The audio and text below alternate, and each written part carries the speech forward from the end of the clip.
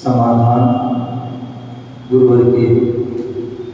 और आज की जो है जिज्ञासा आई है श्रीमती निशा जी।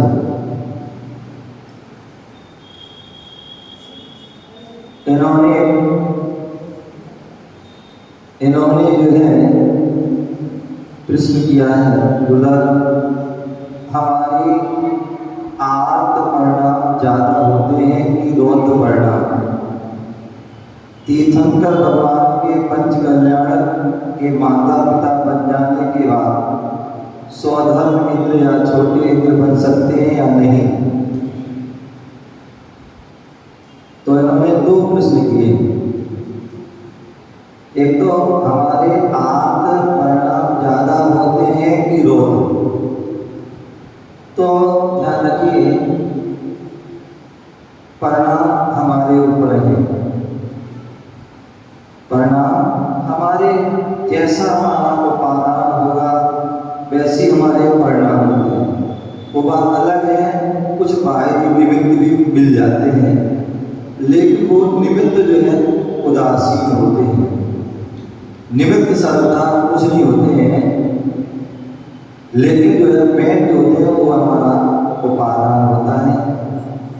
आप यदि, मैंने पहले भी कहा था, यदि हम अपने गृहस्थ धर्म का पालन करते हैं व्यवस्थित रूप में, गृहस्थ रूप में आप व्यवस्थित अपना पालन करते हो तो आपके आत्मरोध परिणाम नहीं होंगे, गारंटी। क्या आपका गृहस्थ धर्म का यदि निरतिचार पालन हो रहा है तो आपके आत्मरोध परिणाम नहीं होंगे। जैसे आपका गृहस्थ का जो है कर्तव्य क्या है, आपका गृहस्थ का कर्तव्य क्या है? दो कर्तव्य, दो प्रकार से। एक लौकिक कर्तव्य जो परिवार आदि से जुड़े हुए हैं, और एक धर्म के कर्तव्य जो हमारे आचार्य पदनंदी आदि आचार्य ने कहे हैं कि गृहस्थ का धर्म क्या है। तो गृहस्थ के 6 कर्तव्य हैं। सबसे पहले देव पूजा। आप उठ करके सबसे पहले क्या करते हैं, अपने उठ करके अपनी जो दैनिक क्रिया करके आप मंदिर जाइए, भगवान का भक्ति भाव से दर्शन कीजिए, अभिषेक देखिए, शांतिदा देखिए, पूजन देखिए, पूजन करिए। क्या हो गया, आपकी कितना समय जो है लगभग 1 घंटे, 1.5 घंटे, 2 घंटे क्या में चला जाएगा, धर्म ध्यान, आत्मरोध में नहीं जाएगा। लेकिन बशर्ते आप उन कर्तव्यों को मन से करोगे, जबरदस्ती में नहीं, बेमन से नहीं, भाव से करोगे तो निश्चित आपका वहाँ पर शुभ परिणाम होंगे, धर्म ध्यान। उसके बाद आपका कर्तव्य देव पूजा के बाद गुरु उपासती, गुरुओं की उपासना, गुरुजन हैं, आप उनके निकट पूजिए, उनकी उपासना पूजा आदि कीजिए, उनके उपदेश सुनिए।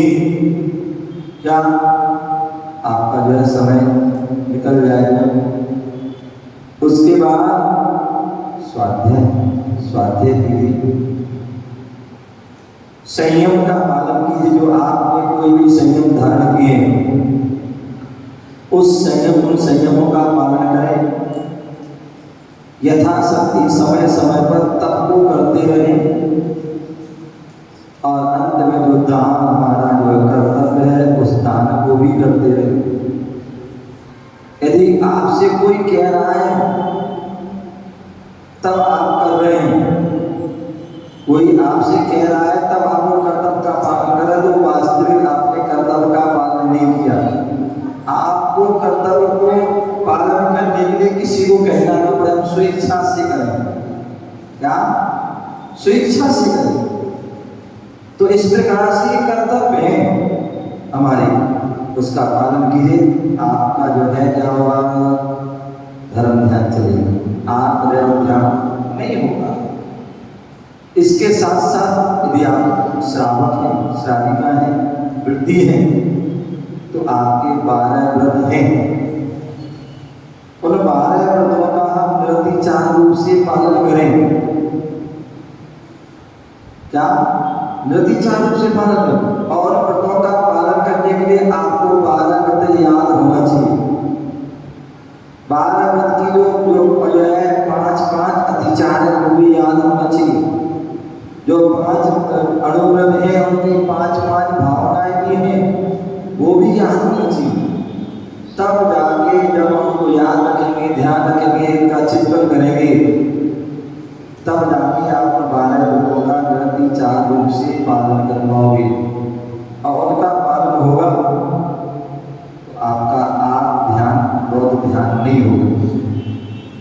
फिर भी यदि जो है हो सकता, फिर भी यदि आपका बहुत ध्यान हो जाता है तो हमें जो है पुनः हमें उसको सतत सजग रहना चाहिए। और उस आत्मबोध ध्यान होने पर तस्मिच्छामि दुक्कडम उसकी हमें आलोचना, निंदा, निराम, प्रतिमा आदि करना चाहिए, उसका अभ्यास से रहना चाहिए और पुनः अपने धर्म ध्यान में लग जाना चाहिए।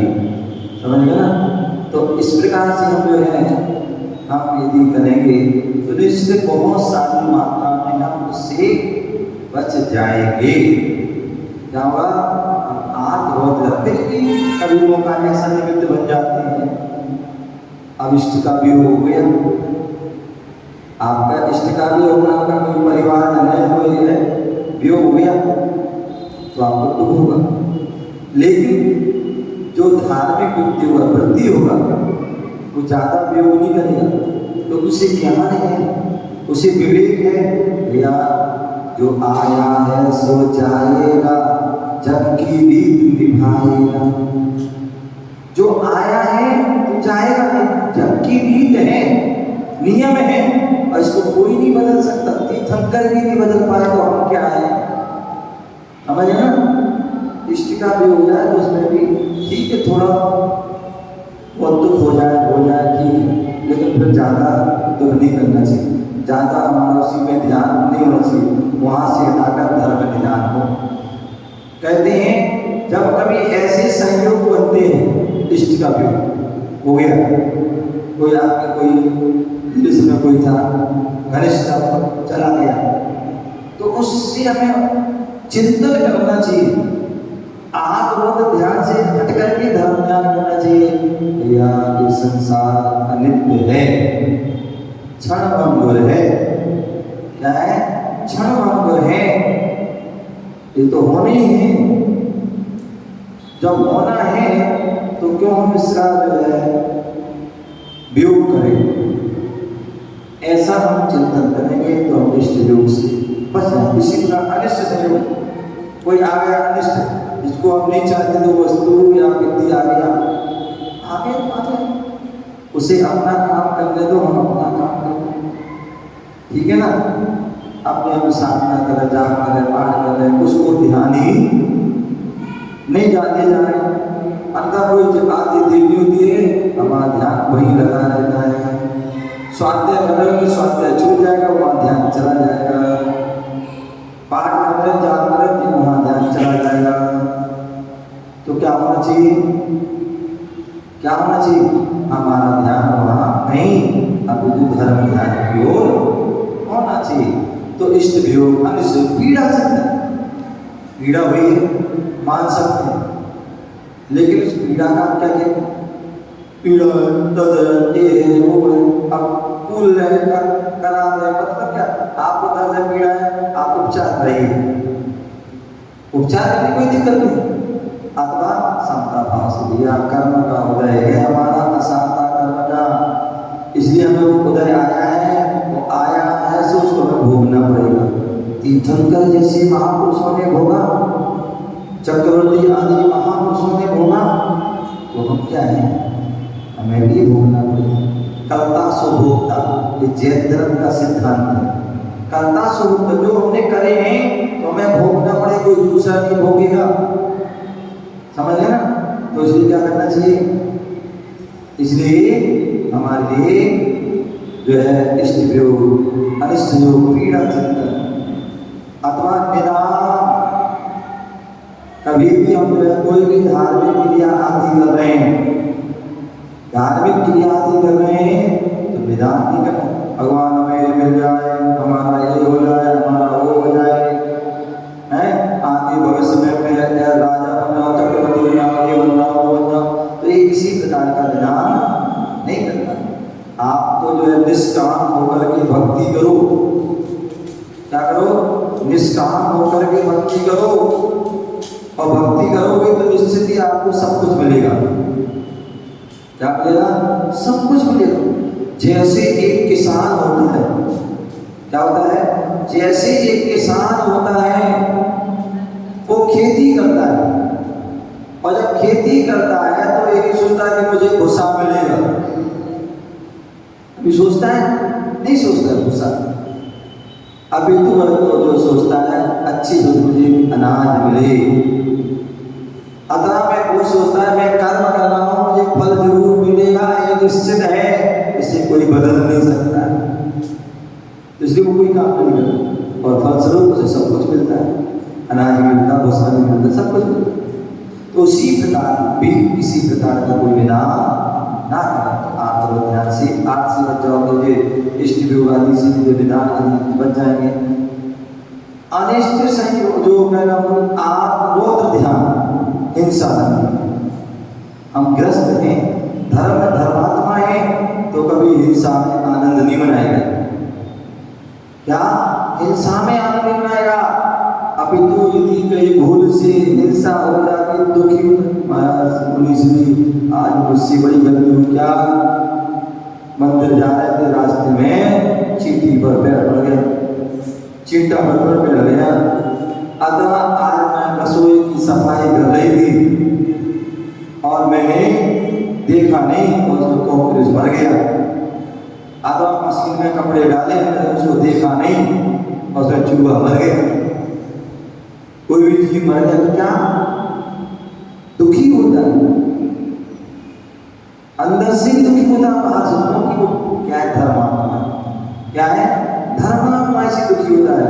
तो इसलिए कभी वो हिंसा में धर्मात्मा व्यक्ति जो है आनंद नहीं मनाएगा। कौन मनाएगा? जो धर्मात्मा नहीं होगा, ठीक है ना। तो इसलिए हिंसा मृषानंदी, धर्मात्मा व्यक्ति जो है झूठ में आनंद नहीं मनाता। कितने सारे ऐसे लोग होते हैं अधर्मात्मा, यहाँ बैठ गए, वहां बैठ गए, और झूठ में खुद बोले, अरे मैंने इतने लोगों को हिंदू बना दिया, इतने लोगों को हिंदू बना दिया, इतने लोगों को मैंने ठग लिया। ये सब क्या है? ये अधर्मात्मा। धर्मा व्यक्ति तो यदि कोई गलत आज गलती से उसे झूठ बोल गया, झूठ निकल गया, प्राश्चित कर दिया, तो ये उसकी दावत आत्मनिंदा करा। चोरी आनंदी, जो धर्मात्मा व्यक्ति वो चोरी नहीं करता, किसी की रखी हुई पड़ी हुई भूली हुई बिना दी वस्तु को उठाता नहीं है, और उठा रहा है तो धर्मात्मा नहीं है। और यदि भूल से कभी उठा भी लेता है, यूज कर लेता है, तो उसकी क्या करता है वो क्षमा याचना, पश्चाताप करते हैं, गुरुदेव आज उसने मैंने किसी बिना दी वस्तु को ले लिया, पड़ी हुई रखी भूली वस्तु उठा लिया, तो क्या करता है वो, क्या करता है, आप निंदा करा करता है। तो इसलिए कभी भी चोरी में आनंद, परिग्रहानंदी, धर्मात्मा व्यक्ति कभी परिग्रह धन आने पर खुश नहीं होता है, अन्यथा अधर्मात्मा व्यक्ति धन, अरे आज तो मुझे बहुत खुशी हो गई, प्रसन्न में खुश हो जाता है, अपना से पार्टी देने लगता है, और इतना खुश हो जाता है कई बार तो मानो पर हार्ट अटैक आ जाता है और चला भी जाता है। एक आगे किसी कुछ मिल जाए, हैं लॉटरी खुल गई, या कोई शेयर बाजार बढ़ गया, सेंसेक्स बढ़ गया, अथवा घट गया, दोनों भी व्यक्ति क्या होता है, ब्लड प्रेशर हाई और लो हो जाता है, और उसमें ही व्यक्ति उसकी लीला खत्म हो जाती है। तो इसलिए धर्मात्मा व्यक्ति परिग्रह में आनंद नहीं मनाता। आ गया सो ठीक है, और नहीं आया सो भी समता भाव, संतोष भाव, क्या संतोष भाव, और संतोषी का संतोषी सदा सुखी रहता है। तो इसलिए परिक्रमी आनंदी। इस प्रकार से हम आत्म ध्यान आदि से हम बच सकते हैं और धर्म ध्यान आदि कर सकते हैं।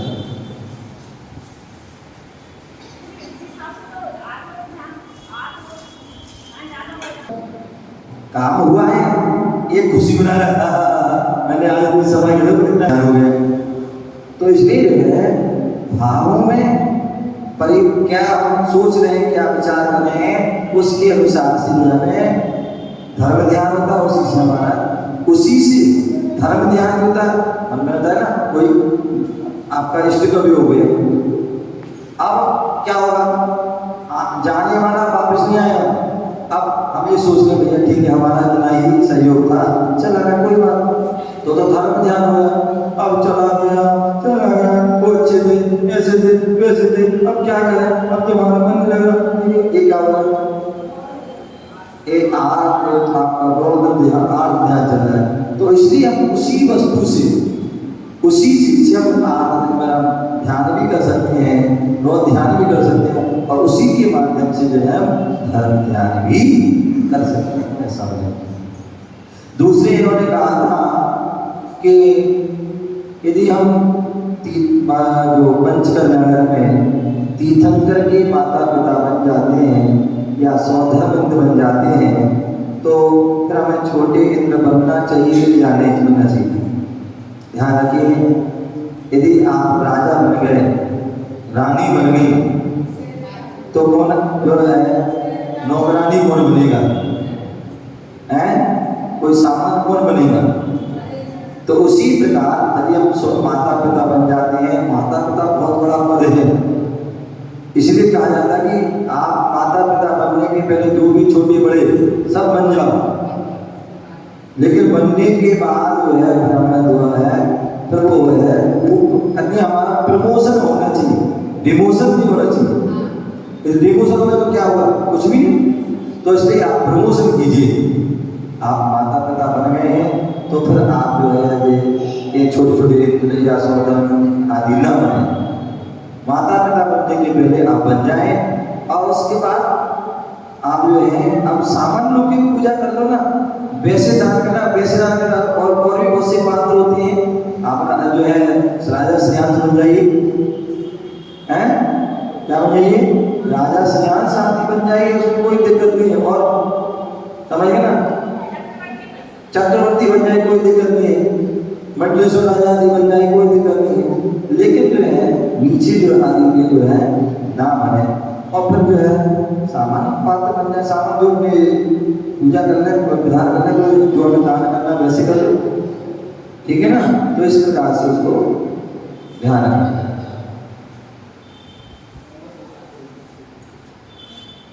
हाँ, अगला ममता नियम राज्य से इन्होंने प्रश्न किया है।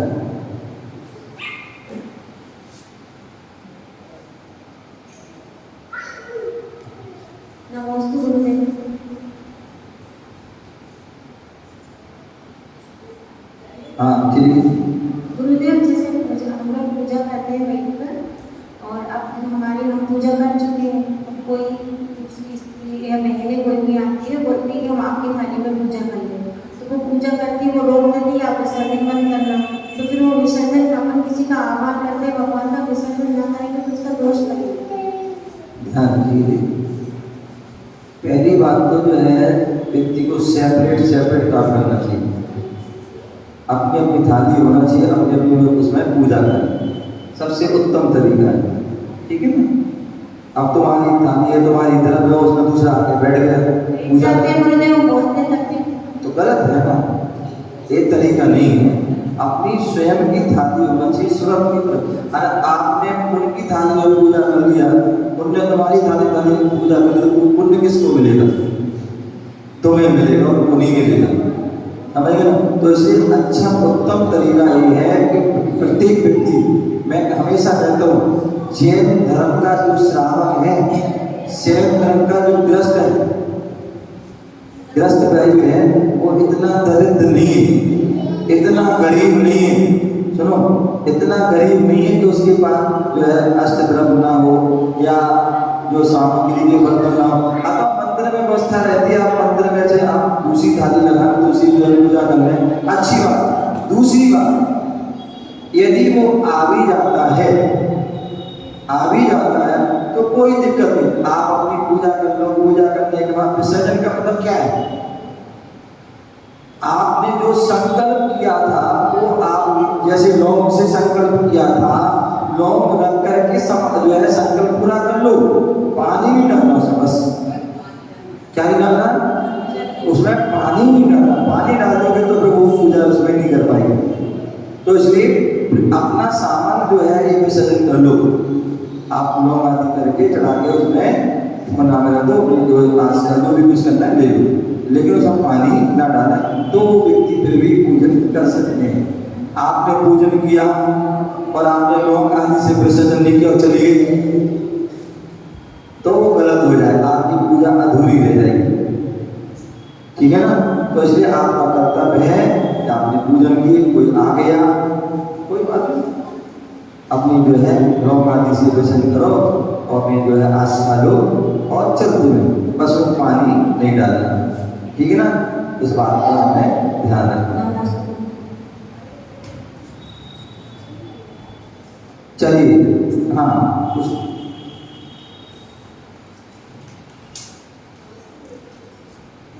दूसरा व्यक्ति पूजा करने आता है ना, द्रव्य तो उसी की रहती है, तो पुण्य तो उसको भी लगेगा ना। नहीं, आपकी द्रव्य है तो आप अपनी थाली में करो ना, अलग से द्रव्य रखो। अरे आपके अशोका गांव में बहुत जगह है, अरे बहुत सारे, ये बहाने नहीं बनाओ, ये प्रमाण करते हो आप लोग, मुझे पता है आप प्रमाण करते हो। तो आप बहुत सारी जगह, 3 मंजिल बना हुआ है मंदिर, ठीक है ना, बहुत जगह है और पीछे बाहर हॉल भी है, समझ गए ना? तो आप जो है बाहर कहीं भी आप स्थान देखिए, सबसे अच्छा उत्तम मार्ग है कि आप जब अपनी द्रव्य लाए तो फिर उसमें सकरी में समझिया ना कल उसमें क्यों घुस रहे हो। आप जो है अपनी जो है द्रव्य बनाई, सजाइए और लगाइए और पूजा कीजिए, अपना पूरा आनंद लीजिए। मान लीजिए तुमने उसमें घुस रहा, उसने मना कर दिया, फिर क्या होगा? आपके परिणाम खराब हो जाएंगे, नहीं हो जाएंगे? और तुम घुस गए जबरदस्ती और उसके परिणाम खराब हो जाएंगे। मतलब पूजा करने आए थे, हम भावों को सुधारने आए थे, भावों की विशुद्धि बढ़ाने आए थे, विशुद्धि होने बैठा थे। तो उत्तम मार्ग यही है कि आप जो अपनी द्रव्य लीजिए, अपनी सामग्री जो बर्तन आदि हैं, यहाँ तक कि हम लोग अपनी टेबल भी आती है छोटी सी फोल्डिंग वाली, क्या अथवा नहीं तो आपके पास डिब्बा है, मतलब जो द्रव्य का आते जाते हैं उस डिब्बा में ही क्या हो जाए, पूजा हो जाती है। देखो ऑप्शन बहुत सारे, करना चाहो और नहीं करना चाहो तो कितना भी कुछ हो जाए तो भी। तो इसलिए सबसे अच्छा तरीका है आप अपना से अपनी द्रव्य लगाइए, अलग से जो अपनी सामग्री जो भी है उसमें करिए। अन्यथा जो है कोई बात नहीं, यदि आप कर रहे हैं तो उनको विसर्जन कर लेने दो और आप अपनी पूजा कर लो, कोई दिक्कत नहीं। लेकिन जब तुम जाओ तो विसर्जन करके जाना। अंतर हमने कौन सी हम तो उनने करी थी, वो करें विसर्जन, तो ऐसा भी नहीं करना। यदि आप किसी की स्थापना में पूजा कर रहे हो तो उस बाद वाले व्यक्ति का कर्तव्य है कि वो क्या करे, बाद में लौंग आदि से भी करे, पानी आदि के विसर्जन कर दे। ठीक है ना? तो वो क्रिया ऐसी होना चाहिए। जी एक साथ अब साथ कर लो, साथ विसर्जन हो जाएगा, तो उसमें क्या है? हाँ, वो तो ऐसा है व्यवस्था, मंदिर में विधान हो रहा है, पूजा हो रही है और इन दिन अब मालूम पड़ा जो है 100 लोग बैठे और हम ऐसे कहें तो 100 थाली वहाँ से लाएंगे अलग, तो उसकी वो व्यवस्था है, वो बात अलग। वो लेकिन एक साथ कर रहे हैं, वो एक साथ बैठे, इन दिन नानी बैठ गए अथवा सखी बैठ गई, सहेली बैठ गई, तो वो एक साथ पूजा कर रहे हैं, अलग अलग नहीं कर रहे हैं, तो एक साथ कर सकते हैं, उसमें कोई दिक्कत नहीं। ठीक है ना? चलिए अगला, और यहाँ पर जो है बहुत से बच्चे लोग डबल पैसे दे देते हैं।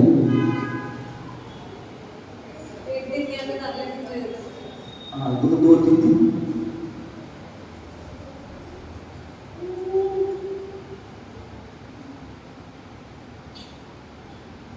तो इन्होंने स्वरा जैन ने प्रश्न किया है कि नवपूर्व अष्टमी चतुर्दशी के दिन हम यदि गलती से आलू प्याज या रात्रि भोजन खा लेते हैं तो हमें कितना दोष लगता है। तो ध्यान रखिए, बताया ना बच्चे बार बार वो कर तो लेते फिर आते नहीं हैं प्रभु, तो इसलिए ध्यान रखिए। सबसे अच्छी बात है जो हमने रविवार को बताया भी था कि हम जैनी हैं, तो जैनी का हमारा जो जैन धर्म है उसमें क्या है, उसमें जो है जैन जो होते हैं वो जैन धर्म का जो 3 नियमों का पालन करते हैं।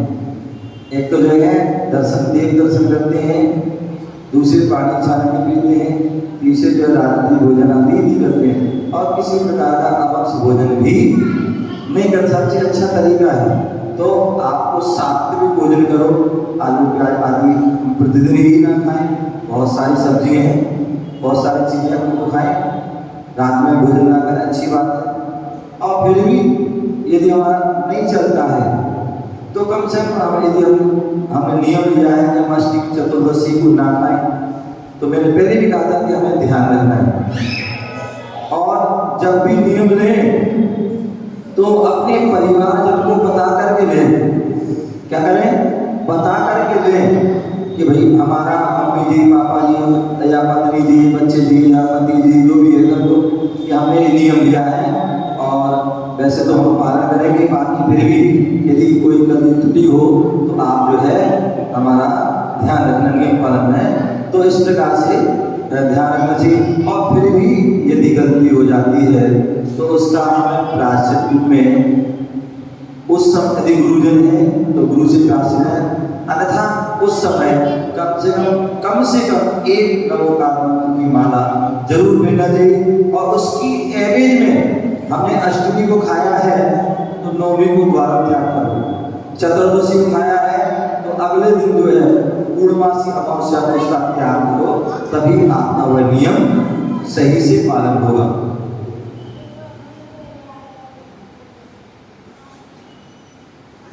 संयम के पालन करने वाली विधियों को किस अनुयोग में बताया गया है? आद्या जैन ने एक प्रश्न किया है। क्या किया है?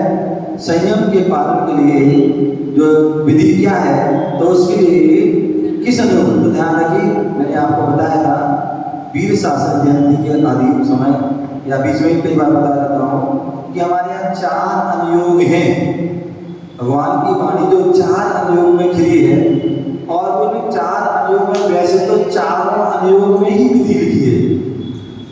प्रथमानुयोग में भी कहानी के माध्यम से बताते हैं, प्रथमानुयोग में कहानी के माध्यम से बताते हैं, कर्णानुयोग में कर्म सिद्धांत के माध्यम से बताते हैं। और मेन जो है क्या, मेन जो है जो मुनियों की और श्रावक की विधि का जो वर्णन है, जो उनके आचरण का वर्णन है, उनकी चर्या का व्रतों का जो वर्णन है, वो श्रावकाचार जो चरणानुयोग, कौन सा? चरणानुयोग, चरण प्लस अनुयोग, जिसमें चरण आचरण का वर्णन हो वो चरणानुयोग नाम से ही बता रहा है। तो चरणानुयोग ग्रंथ में, और वो चरणानुयोग के ग्रंथ 2 प्रकार से होते हैं, एक श्रावकाचार जिनमें श्रावकों का वर्णन है, एक मूलाचार उसमें मुनियों का वर्णन है। और आपको पता होगा कि जो प्रातःकालीन सुबह मंदिर में प्रवचन होते हैं, रयन सार ग्रंथ रत्नात्रय वर्धनी टीका एक महान ग्रंथ है आचार्य कुंद स्वामी का, और पूज्य आचार्य भगवान गुरुदेव ने उस पर टीका लिखी रत्नात्रय वर्धनी, जिसमें एक ऐसा वो ग्रंथ है जिसमें दोनों का वर्णन है, श्रावकों के धर्म का भी वर्णन है और मुनियों के धर्म का भी वर्णन है। तो वह रत्नात्रय वर्धनी जो रयन सार ग्रंथ में दोनों का वर्णन है। बाकी जो है चरणानुयोग ग्रंथों में जो श्रावकाचार में श्रावकों का और मूलाचार भगवत आराधना आदि या उनमें जो है मुनियों का वर्णन है। इस बात का ध्यान रखना है, ठीक है ना। और बाकी तो 4 अनुयोग में थोड़ा थोड़ा उसमें वर्णन चारों अनेक में सूक्ष्मता से दिया जाता है। तो इस बात से हमें तो चौथा जो द्रव्यायुग है उसमें मूल रूप से शुद्ध द्रव्यों का वर्णन है। अब वो शुद्ध द्रव्य कैसे बने तो उसके लिए पहले आचरण अच्छा होना चाहिए। तो इसलिए जो है उसमें भी उसमें विधि का वर्णन, लेकिन उसमें 3 में जो है सूक्ष्म में दिया गया है, संक्षेप में दिया गया है, लेकिन चरणायुग में विस्तार से उसका जो है वर्णन दिया गया है, उसको हमें जानना चाहिए। ठीक है ना।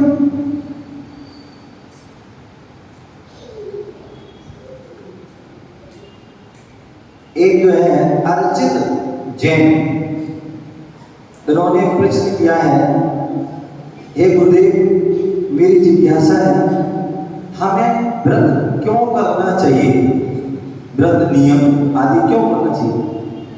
ध्यान रखिए, आप गाड़ी चलाते हैं ना, गाड़ी चलाते हैं, गाड़ी में आप बैठे हो तो उसमें ब्रेक का होना बहुत जरूरी है।